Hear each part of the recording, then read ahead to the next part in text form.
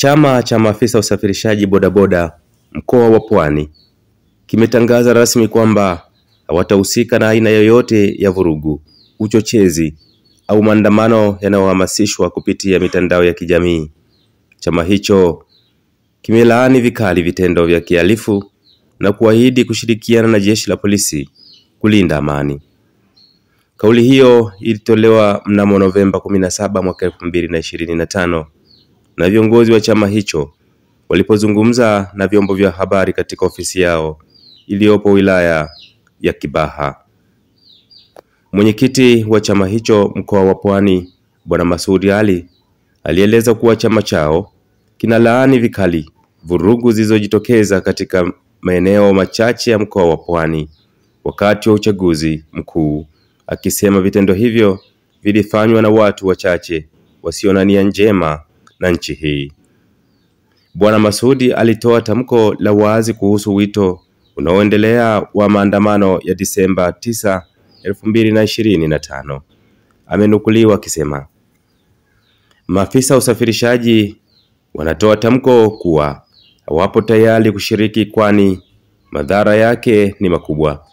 Kwanza, yatapelekea sisi kushindwa kufanya kazi kwa uhuru na amani, hivyo kuzorotesha uchumi wetu wenyewe, uchumi wa wateja wetu na uchumi wa taifa kwa ujumla.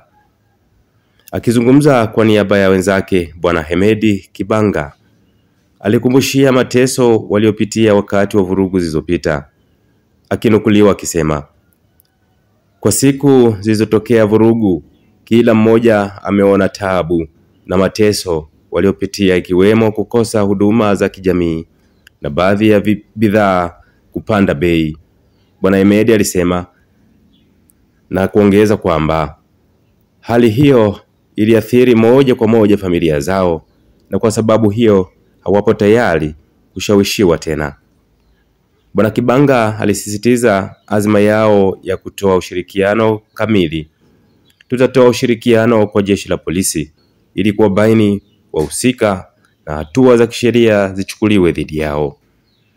Katika hatua ya kulinda sekta yao na kuondoa wahalifu, maafisa usafirishaji hao wamekubaliana kuweka mfumo wa utambulisho wa wazi.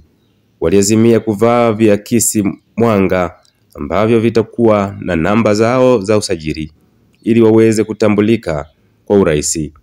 Hatua hii inalenga kuwabaini haraka wale wanaofanya uhalifu kwa kivuli cha kuwa ni maafisa usafirishaji.